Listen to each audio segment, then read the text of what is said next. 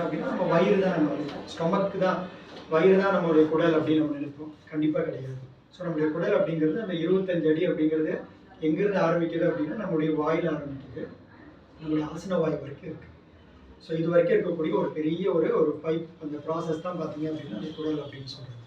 So அதில் ரொம்ப ரொம்ப இம்பார்ட்டன்ட் வந்து பார்த்தீங்க அப்படின்னா நம்மளுடைய சிறுகுடல் அண்ட் பெருக்குடல் நம்ம சொல்லலாம். ஓகேங்களா, அது 2 குடல் நம்மளுக்கு தெரியும்.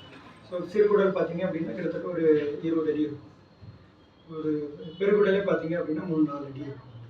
ஸோ அது ஏன் அடி பெருசாக இருக்கிறது சின்ன சிறுகுடல்னும் சின்னதாக இருக்கிறது பெருங்குடல்னு சொல்கிறாங்கன்னா, லென்த் வந்து பார்த்தீங்கன்னா உங்களுக்கு சிறுகுடல் வந்து லென்த் வைஸ் நம்மளுக்கு வந்து பெருசாக இருந்தால் கூட பெருங்குடல் அப்படிங்கிறது அந்த வைடில் பார்த்தீங்கன்னா உங்களுக்கு வந்து பெருசாக இருந்தாலும் அது வந்து பெருங்குடல் அப்படின்னு சொல்கிறாங்க. ஸோ இதுதான் பார்த்தீங்கன்னா நம்முடைய ஒட்டுமொத்த அந்த வாயிலேருந்து நம்மளுடைய ஆசன வாய் வரைக்கும் கம்ப்ளீட்டாக இருக்கக்கூடியது. அப்போ நம்ம உண்ணக்கூடிய உணவு நீங்கள் வந்து பார்த்தீங்கன்னா செரிமானம் ஆகி அது வந்து பார்த்தீங்கன்னா உடலில் உறிஞ்சப்பட்டு நம்ம உடம்புக்கு சக்தியாக எல்லா இடத்துக்கும் டிஸ்ட்ரிபியூட் ஆகி அதோட வேஸ்ட் வந்து பார்த்தீங்க அப்படின்னா நம்ம பாடியிலேருந்து வெளியில் வருது பார்த்தீங்கன்னா. ஸோ அது வரைக்கும் நடக்கக்கூடிய அந்த ப்ராசஸ் எல்லாமே பார்த்தீங்கன்னா நம்மளுடைய உடல் ஆரோக்கியம் அப்படின்னு சொல்லுவோம்.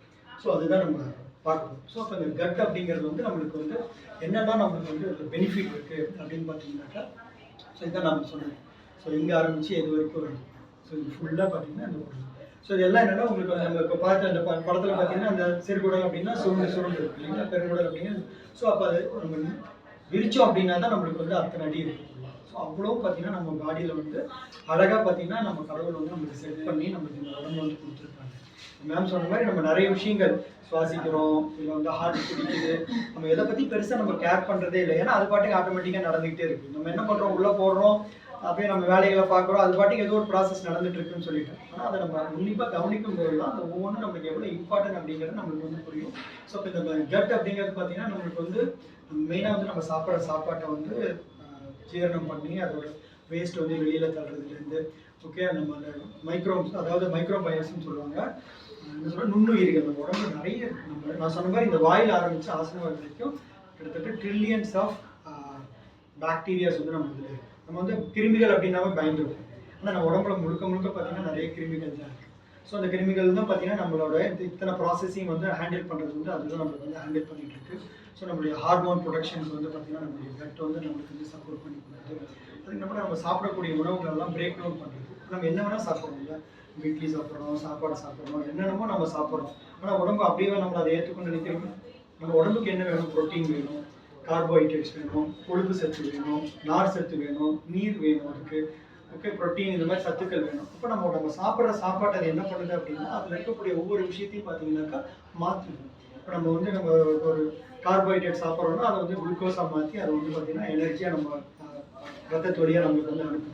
அதே மாதிரி வந்து நம்ம ப்ரோட்டீன் எடுத்துக்கிறோம் அப்படின்னா ப்ரோட்டீன் என்ன பண்ணுது, அது அமினோ ஆசிட்ஸை கன்வெர்ட் பண்ணி ஸோ அதை வந்து நம்ம பாடிக்கு வந்து கொண்டு போய் கொடுக்குது. ஸோ இந்த மாதிரி ஒவ்வொன்றுமே பார்த்து நம்ம கொழுப்பு இருக்குது அப்படின்னா அது ஃபேட்டி ஆசிட்டாக கன்வெர்ட் பண்ணுது.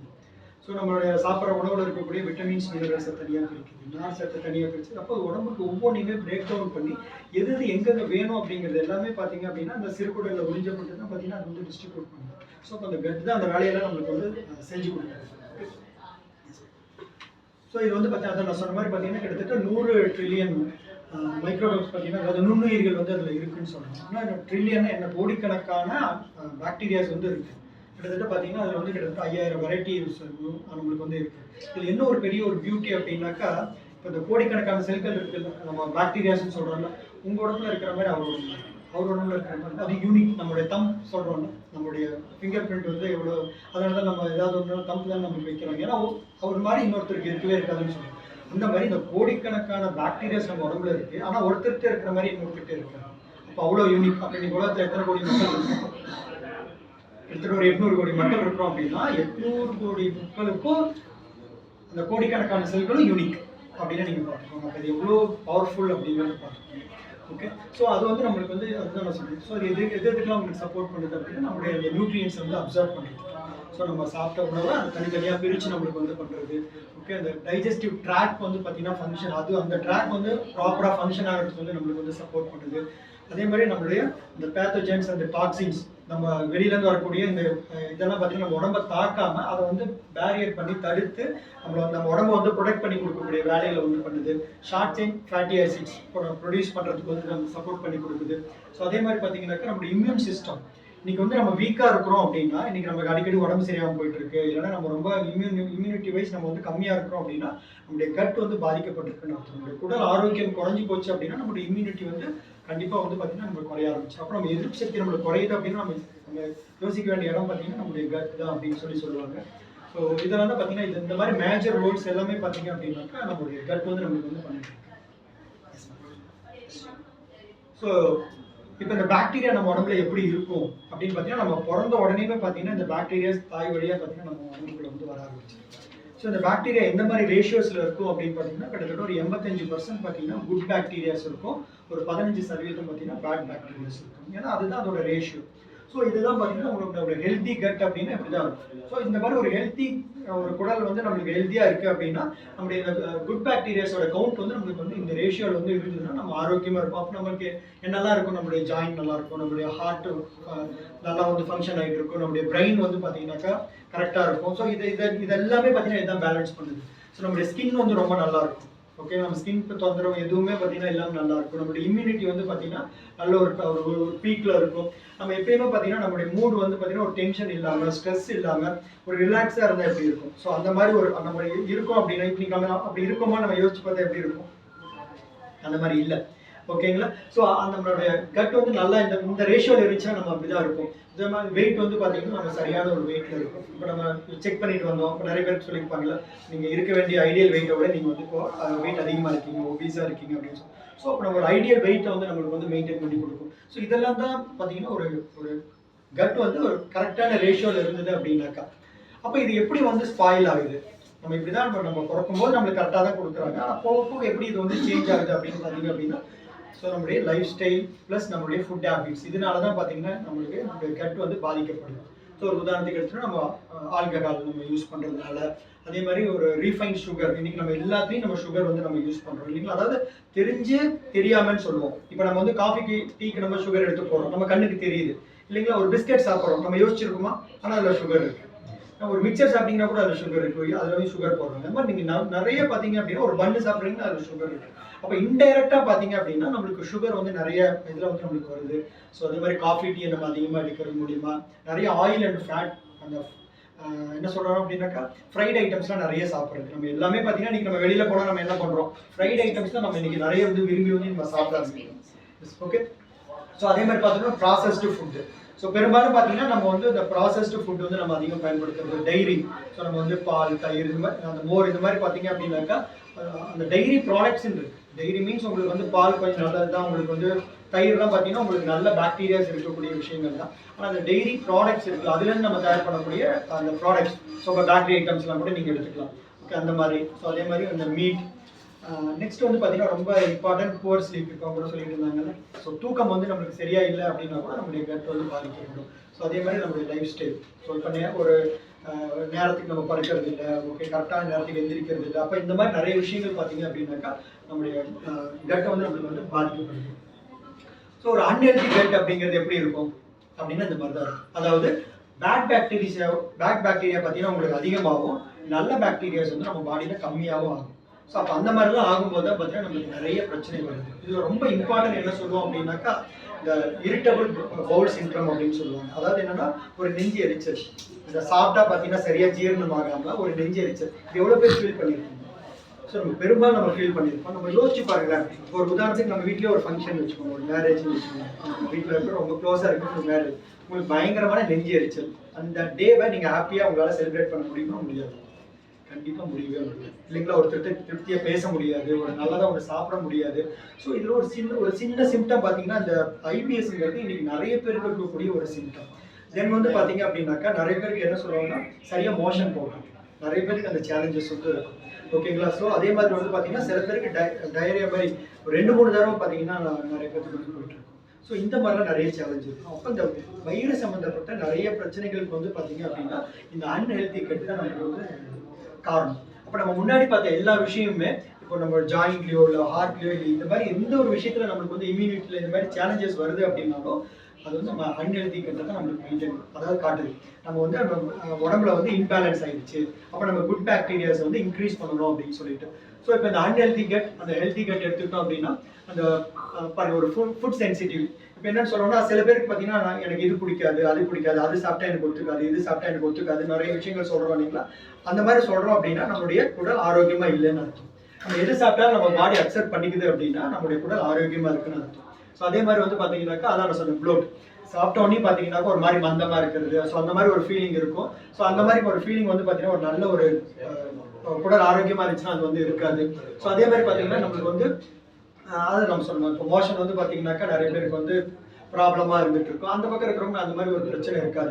நிறைய பேர் பார்த்தீங்கன்னா அந்த கேஸ் ரிலீஸ் ஆகுது, பேக்ல இருந்து வர்றது, அதெல்லாம் பார்த்தீங்கன்னா ரொம்ப பேட் ஸ்மெல்லோட இருக்கும். இதெல்லாம் ஒரு சின்ன சின்ன விஷயங்கள் தான். ஆனால் இதுக்கும் ஒரு மெயினான ரீசன் பார்த்தீங்கன்னா நம்மளுடைய குடல் ஆரோக்கியம் தான்.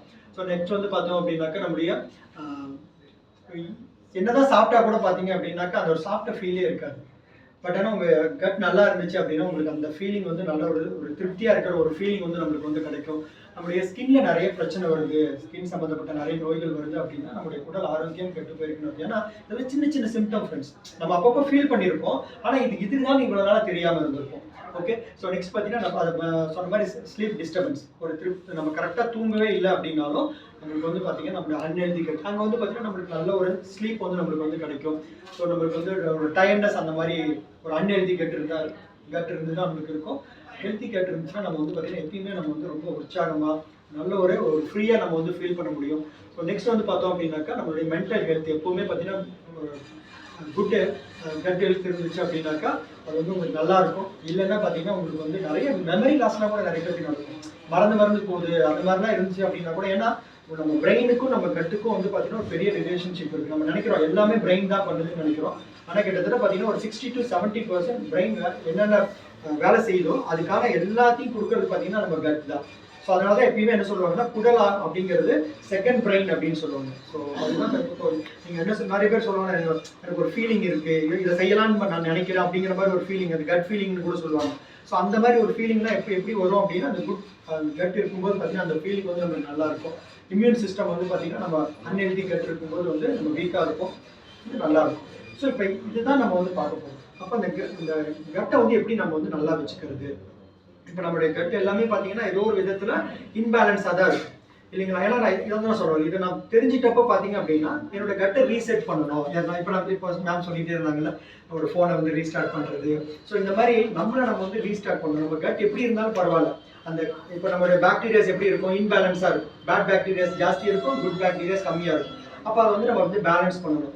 அப்போ நம்ம என்ன பண்ணணும் அப்படின்னா அந்த குட் பாக்டீரியாஸ்க்கு என்னென்ன வேணுமோ அந்த மாதிரி உணவுகளை கொடுக்கணும். குட் பாக்டீரியாஸ்க்கு என்ன மாதிரி உணவுகள் பிடிக்கும் அப்படின்னா வெஜிடபிள்ஸ், நீங்கள் வெஜ்ஜி சோர்ஸில் நீங்கள் எடுத்துக்கிட்டீங்க அப்படின்னா நம்ம காய்கறிகள், பழங்கள், கீரைகள், இந்த மாதிரி விஷயங்களை நம்ம நிறைய ஃபைபர் கண்டென்ட் எடுக்கும்போது வந்து பார்த்தீங்க அப்படின்னா நம்மளுடைய குட் பாக்டீரியாஸ் வந்து நல்லா வளர ஆரம்பிக்கும்.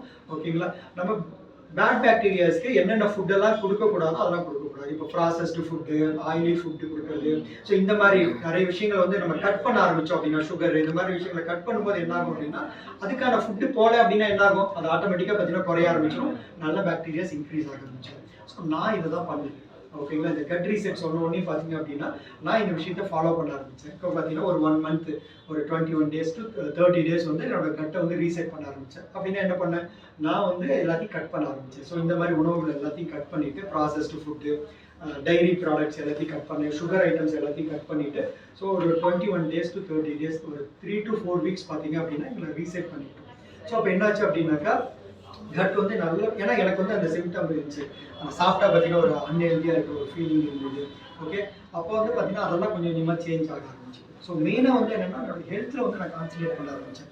நான் இப்போ அவங்க சொன்ன மாதிரி எனக்கு எப்போ அந்த ஞானம் வந்துச்சு அப்படின்னா மேம் சொல்லிட்டே இருந்தாங்க நம்ம உடலை பற்றின ஒரு இதே நமக்கு தெரியாதுன்னு சொல்லி. எனக்கு எப்போ வந்ததுன்னா கொரோனா பீரியடில் தான் 2021 தான் பார்த்தீங்க அப்படின்னாக்கா எங்களுக்கு பயம் வந்துச்சு, இந்த உடம்பு வந்து நல்லா பார்த்துக்கணும். அப்போ வந்து நான் இன்னும் கொஞ்சம் குண்டாக இருந்தேன், கிட்டத்தட்ட இப்போ வந்து பார்த்தீங்கன்னா ஒரு 11 கிலோ வரைக்கும் நான் குறைச்சிருக்கேன். அன்றைக்கி வந்து அந்த மாதிரி ஒரு அதை பற்றி நான் எப்படி எது வேணால் சாப்பிடுவோம், எப்படி வேணால் இருப்போம், அப்படி தான் இருந்தது. ஆனால் இதை பற்றி தெரிஞ்சுக்கிறதுக்கு அப்புறம் பார்த்தீங்க அப்படின்னா டெய்லி எக்ஸசைஸ், எனக்கு பிடிச்ச சைக்கிளிங். ஸோ நான் வந்து சைக்கிளிங் வந்து எடுத்துக்கிட்டேன். ஸோ கன்சிஸ்டண்ட்டாக பார்த்தீங்கன்னா டெய்லி வந்து சைக்கிளிங், எக்ஸசைஸ் பண்ணாமல் இருந்ததே கிடையாது. ஸோ ஒரு கொஞ்சம் தூரம் ஏறி இறங்கினாவோ இல்லை கொஞ்சம் தூரம் சைக்கிள் ஓட்டினாவே முதல்ல மூச்சு வாங்க ஆரம்பிச்சு.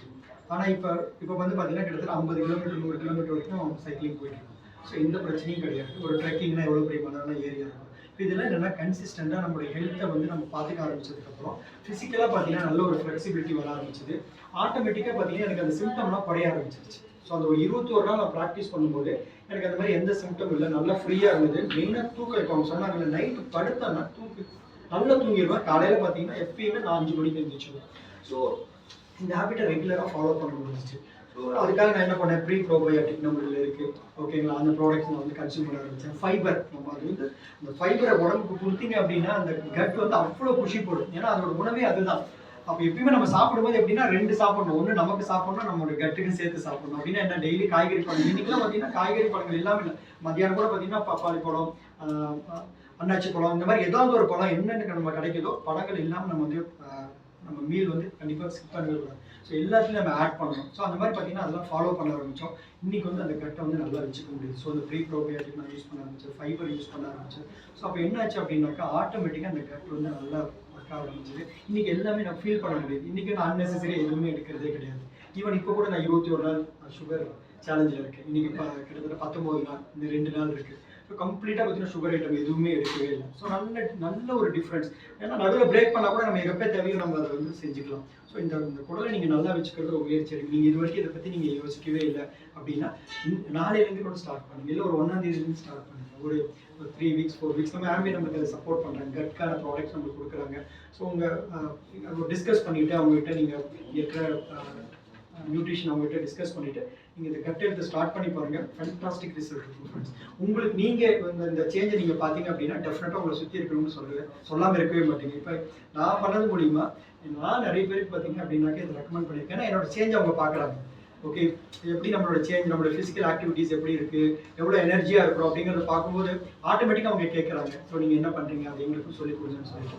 ஸோ டெஃபினட்டாக இதை நீங்கள் ஃபாலோ பண்ணணும்னு நான் கேட்டுக்கிறேன். ஓகேங்களா? So thank you so much. So thank you.